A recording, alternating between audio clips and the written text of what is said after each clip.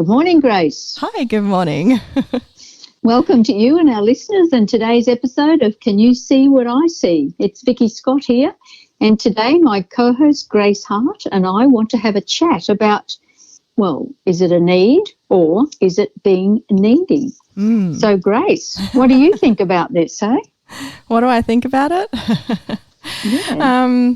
Oh, my goodness. Well, for me, there's a really big difference between need and needy. And, I talk about domestic violence a lot and the parts, how you can dissociate and have disenfranchised parts with trauma. And when you're in a part, that's when you're doing needy.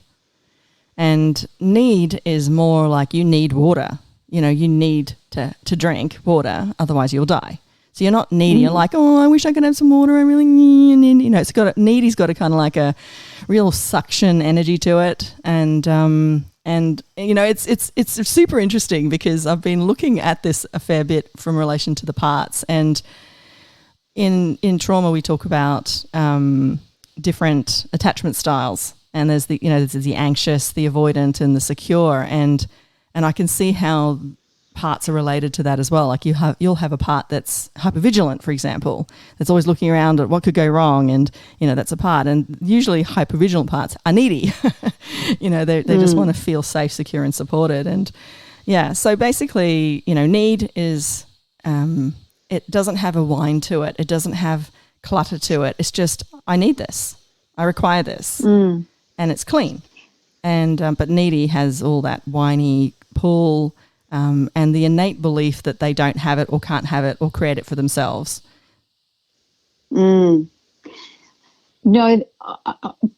I've been thinking about things a lot more in recent years, I guess it's that thing about just getting older and having more time to just notice the difference between these things. But as I've said before, we, not just my generation, I can still see kids these days being born and not really understanding that there are some basic needs that we all have, but we're not necessarily given a vocabulary around it. Sounds like a cracked record, doesn't it? But I have become very aware that it's not so easy for many of us to express those basic needs, and especially in the way you just spoke about, Grace, about, well, I just need water. That's very much part of the physical nurturing of us. It's a basic need. We all have that. I'm talking about food, water, exercise, all those sorts of things. But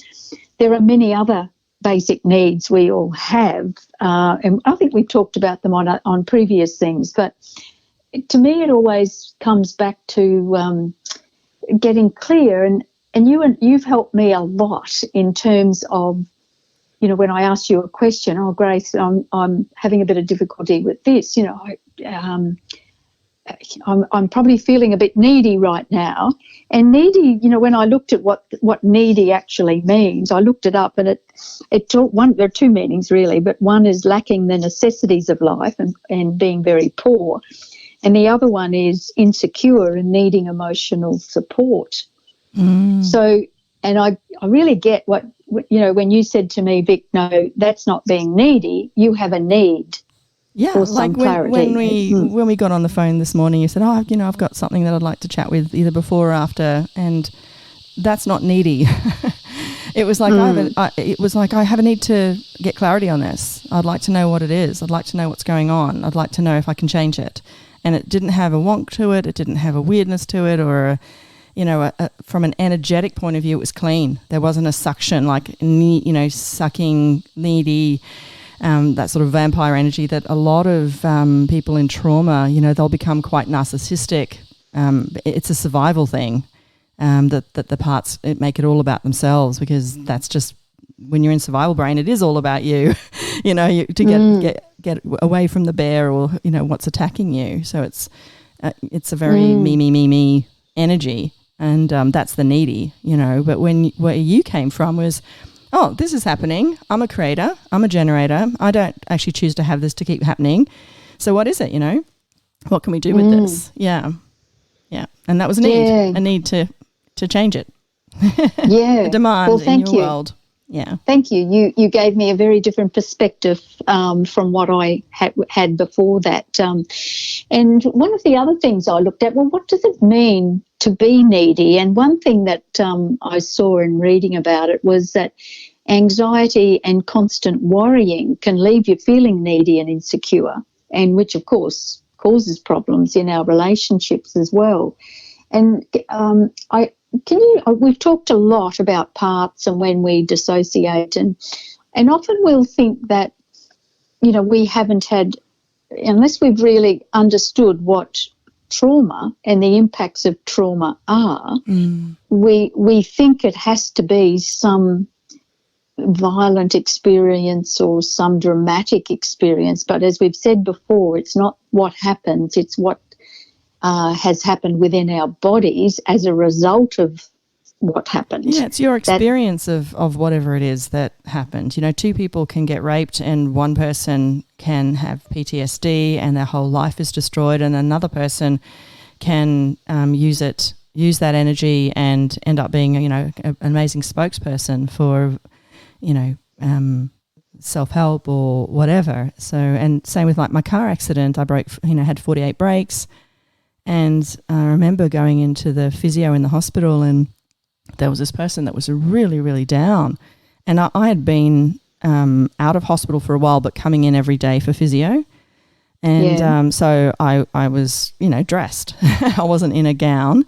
And this person next to me was just having such a hard time. And so, I was just sort of helping him, and then he says, oh, you just don't understand. You've only got a broken ankle. And what he didn't realise was the only thing that was cast on me was my ankle, but all the other breaks had pins and plates and were hidden by lots of scars. And I didn't say anything, but the physio said, oh, no, Grace has broken pretty much every bone. And this guy was just like, what?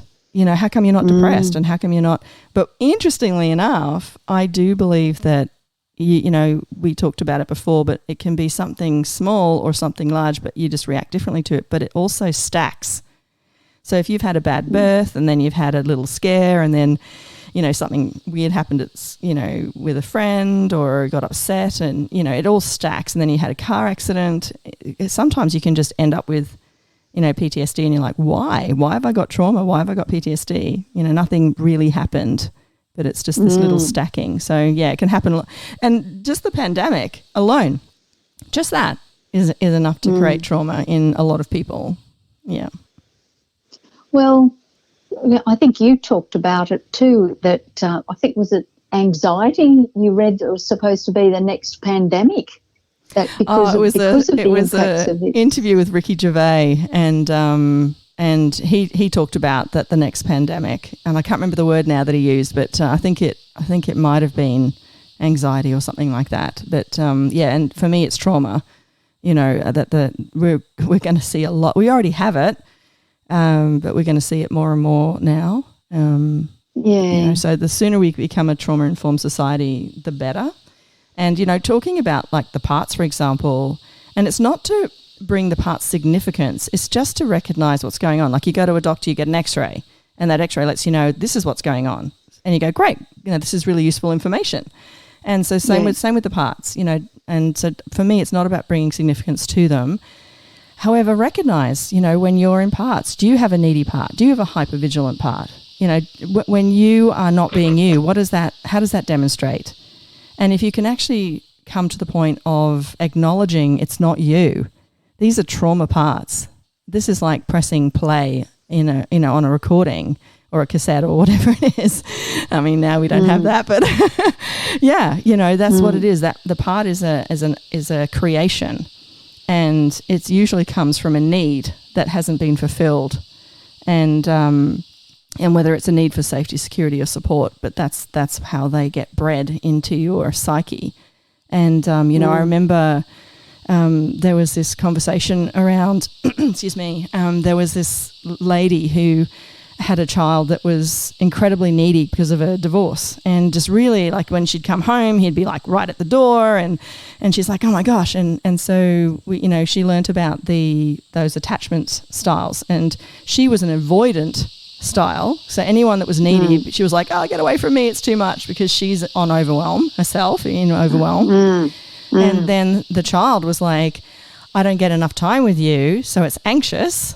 And we do this for a relationship too, guys listening in, you know. I used to go for the anxious style, and really what I needed from not a neediness was to choose a secure style. But secure styles to an anxious style feels really boring or not that important, you know. And anyway, that's a whole other conversation really around the attachment styles. But what happened with this lady is her counsellor said to her, okay, the next time you go home and he comes running to the door and he's really needy, she said, just put your bags down, look him in the eye and just say hi. Can you feel the energy changing? Just with me being that energy? It's presence. What I got just then. Well, it's presence too, but it's also, I felt the spaciousness around. Right. Yeah, which allows something new to come in, doesn't it? Exactly. Beautifully said. And so this is what this person did. And it was only like 20 seconds or something that she looked into his eyes and just was present, and then just got on with the day. Anyway, this lady, she was like, oh my God, he didn't come up to me for the whole day. Like the whole day. He just went off and did his own thing. And that was highly unusual for her and her relationship with this child.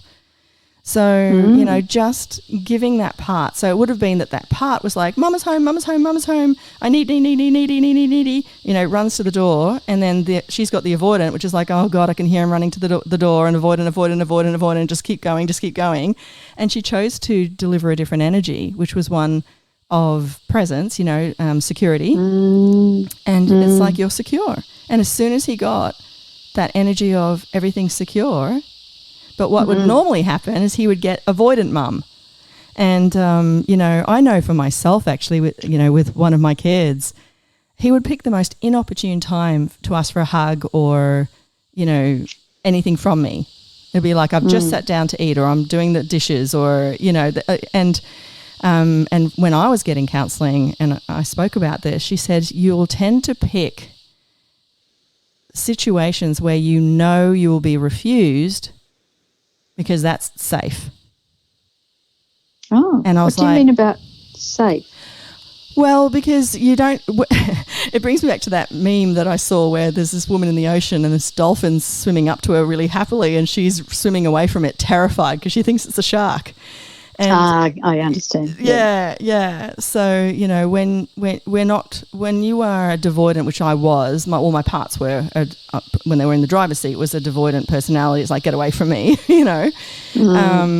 Yeah, if anyone kind would approach me, I don't know that. It's terrifying to me. And what I do know is being ignored and treated badly.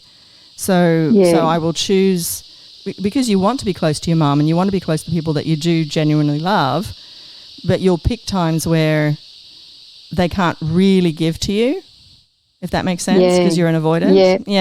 Yeah. So I'm kind of throwing in lots of terms here, but it's interesting when you know it. And so if you can recognise, you know, your husband or wife or kid has come home and they've left the building, and who's walked in is a part, and a needy part. If you actually are present with that needy part, it can just disappear and melt instantly. It's when you try to avoid it or you know, don't receive it or not in allowance of it, that's when you get into trouble. Yeah. But it is a whole different conversation, because you can't be controlled by those people either. So, you know. I want to talk some more about that at another time, because there's lots in that I think I would like to unpick, especially when you talked about those, what did you call them? Attachment styles. Yeah. No, I think we might do one on that. But one thing that I also looked at in terms of, well, what are the signs of us perhaps being too needy? And it can be with our partner or with our kids or something too, but the behaviours that come as a result of that are very toxic, aren't they? Well, they're not good being for either you. party. Yeah, you're not being you. Yeah. So you're never going to, as long as you have a part in the driver's seat, you are never going to actually be free or have possibilities show up. All you can have is the life that the part is controlling into existence. Yeah, because one of the signs of being too needy is losing that sense of self. Yeah, you're out of the driver's seat. You're out of the driver's seat, so a part's in the driver's seat. No, exactly, exactly. Yeah. And another one is that you have a desperate need of constant reassurance. Because it's the belief of the parts that they're not enough, never will be enough. And depending on what the narrative is, because you can have a part that's, it's a sad part. So if something gets triggered and that hops into the driver's seat, then the person just instantly becomes sad. And because it's blended, it feels like that person's sad, but they're not. And yeah.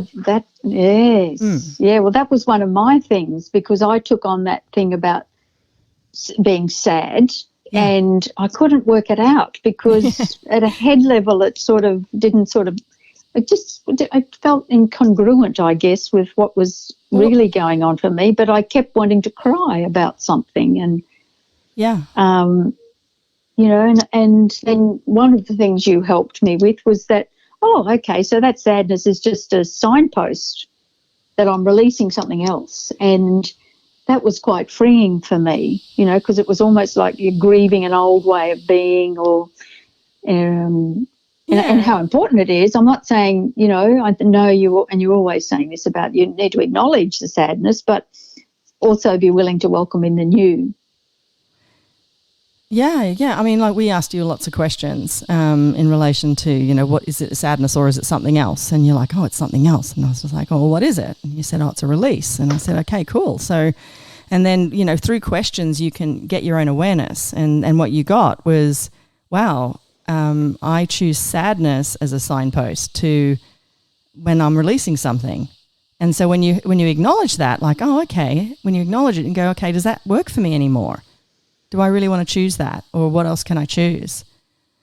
And then that's when you moved into another choice, rather than having sadness be the signpost. And it can be as quick as that. I think that took 20 seconds or something for you to come up with that. But let me tell you, that 20 seconds changed my world. So well, questions do that, and that's the gift, whereas we tend to, people, when they say, I'm feeling sad, people that are trying to help tend to just give their points of views. Oh, I'm sorry you're sad, or, they validate it instead of asking a question. And one of the first questions is, well, it's a tool from Access Consciousness, but does it belong to you? Does the sadness even belong to you? Because a lot of times we pick things up that don't even belong to us. Yeah. And when we're doing needy, I can guarantee you're a part. You're not being you. And the really tricky thing is, when you feel something, like for example, you felt the sadness, it's so easy to then conclude, it's mine. It's in my body. I feel it. It must be real and true. And how can it belong to somebody else? So, but when you start to recognize these parts, because when you're being you don't have a neediness. You get you're a creator, and it's just about, what do I want to generate and create? Acknowledge what's not working and what else can I choose? But when you're doing the needy or the hypervigilance or the upset or the trauma or the drama, these are all your parts. And one of the things I do say is, if you can't change something, chances are it's part on part. Because as you start to develop, you can do it through part work, or you can do it through lots of different ways. But when you start to become aware of the personality and recognize that those parts aren't you, they're just how you've been brought up or indoctrinated or whatever, then the more you start to get clarity on these parts, the more you'll realize who you truly are, And I would go so far as to say that when you're being you, there's just a spaciousness that you talked about just before, when I was giving the example of the lady and her son. That is true for us. That space that she chose in that moment to be with her son is available 24/7. because she was being her. She wasn't identifying with her personality of avoidant attachment. She wasn't making significant her points of views on, oh God, I just, he keeps coming and I just need space and I can't change, all her, whatever her languaging was. None of that. She just gave it absolutely no significance, and it was just this absolutely spacious, no point of view, total allowance.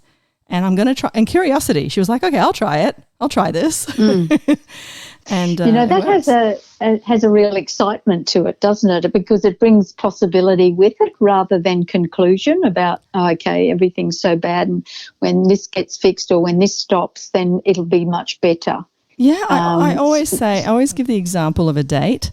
So let's just say that there's these two people that are truly, destined to be, like as in they're really good for each other, and it's going to be an awesome, awesome relationship.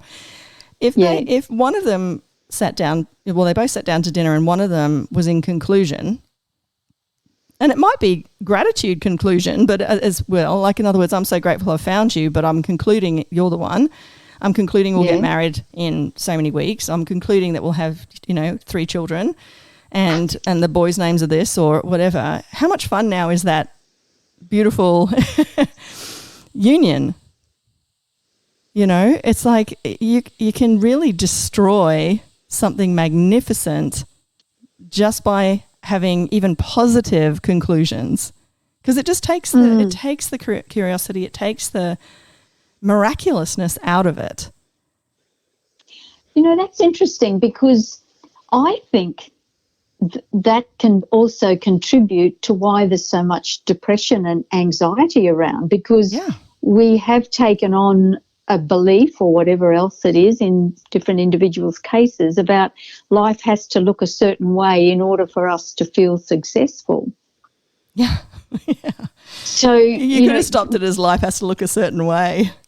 I mean, I'm guilty of it too. It's like, I'll receive love if it looks like this. It was a very common thing when I was, initially having the PTSD and all the stuff that went with that. But I'm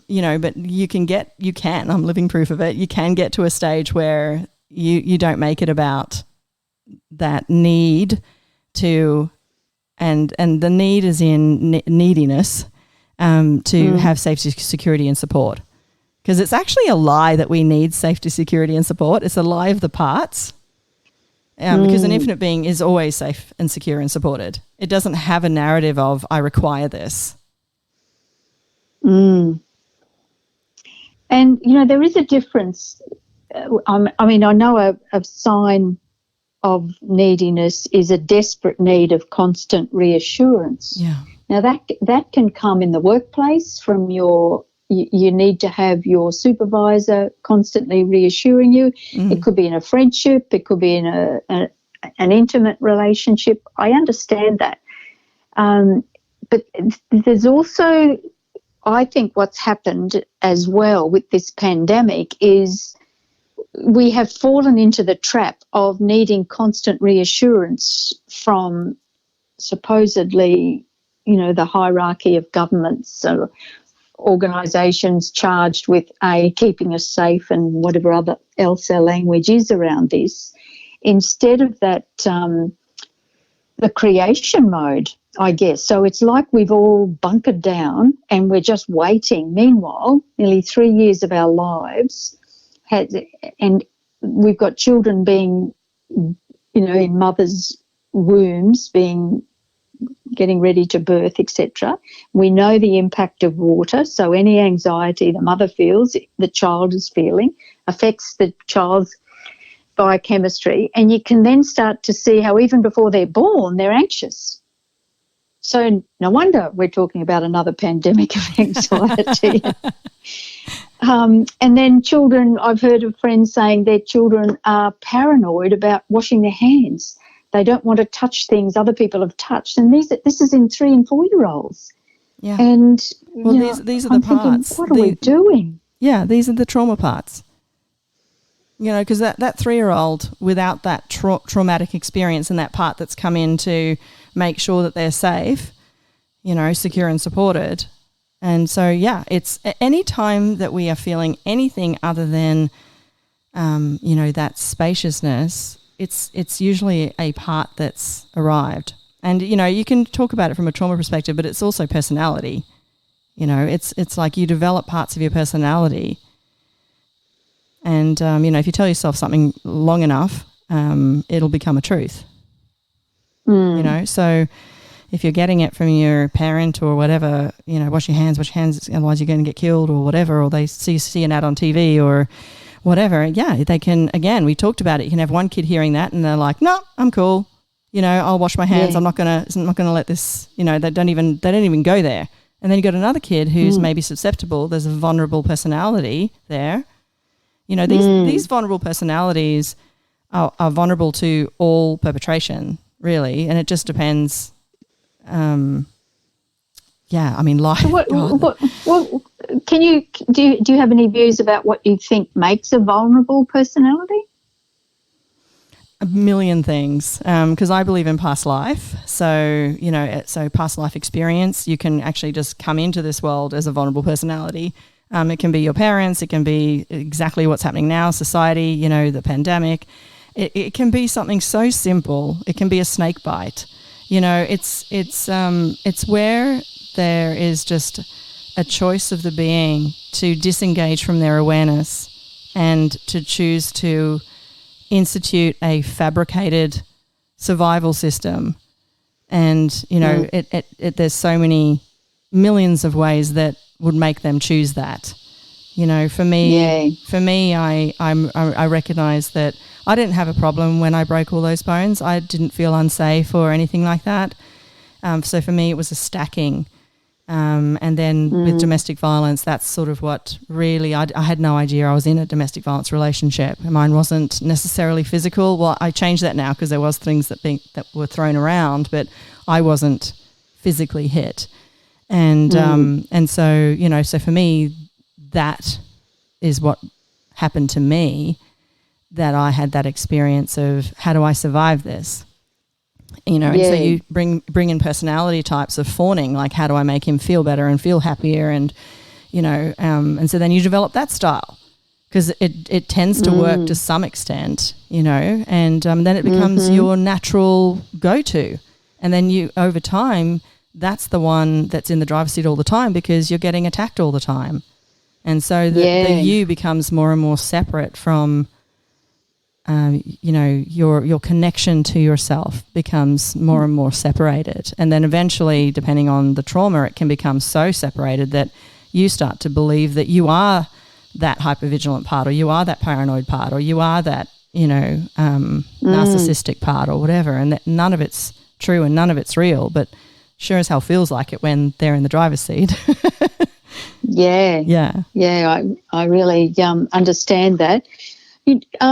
So what do you think, you know, I think reading a little bit about, well, how do you stop being insecure and build your own self-esteem? Because another way we would say that is about, well, how do we stay connected to ourselves rather than disengaged from our own awareness, as you just talked about there? Yeah, so I would say to acknowledge that you're not broken, that you're actually, you know, I read in a book about this analogy and I love it and I've used it ever since, that your being is like the sunshine. The sun's not broken. However, when there's some dark clouds around, it can look like there's no sun at all, or there's only patches of sun. So you only have access to, you know, your happy self or your, you know, your infinite self every now and then. Or if you're incredibly traumatized, you know, and dissociated, or even suffering DID, that's the dissociative identity disorder, where it's like multiple personality, that you're out of the car completely or in the boot somewhere, and you don't have access to, you know, these other personalities at times. It's more complex than that. I was laughing, not at all about what you were talking about, but you know, sometimes it does help to have a funny name for things, doesn't it? Or a funny tone when you speak about it to shift the energy, to allow you to let something else in, you know, just let other possibilities in. Humour to me is the biggest and best antidote you can choose. You know, I've had some pretty horrific experiences and humour has saved my life during it. So yeah, definitely, you know, it's good to have a laugh. And I just think that recognize you're not broken. There's nothing you need to fix. There's no self-esteem that you need to mend. You're actually okay. What's happened is that you have started to believe that you're not the sun, and you've started to believe that you're the clouds. And so your job is to start to recognize, is this a part, or is it actually me? Yeah. Does this actually belong to me? And the more you do that, and as I said, you can do it through part work. There's lots of different modalities and options out there. Some faster, some take longer. It takes how long it takes. But definitely for me, just to acknowledge that, I have this hypervigilant part. It's not who I am. And so just the acknowledgement that it's not who I am and it's a part can help. Yes. Just put that space between you and it. Yeah. And then the other thing, like from a home play point of view, I would look at, what do you need? Not from a needy, what do you actually need? And acknowledge it. And when you're needy, acknowledge what that looks like and what part that is. Do you have it when you do need? Are you sad? Is that how you control people or control the narrative or control your environment? Do you get sooky? Do you get angry? What shows up when you do needy? And if possible, I'm all for people saying, "Wow, now that I've worked that out, I'm so sorry. That's never going to happen again," and it doesn't. That's the sort of person you want to be with, because no one's perfect. And whereas if someone's saying, "Yeah, I'll give up the alcohol," and you don't see any evidence of it, you need to get out of La La Land and start asking some questions. But when you've got a part that's needy, like needing to have a guy, and he's the only one available because that part is saying he's it, it's tricky. That sunshine can't go, "Hey, I'm over here going, this guy's not great and let's separate and let's go choose a different, creation." It doesn't, you don't have access to that awareness. You just have access to your need, as in the neediness.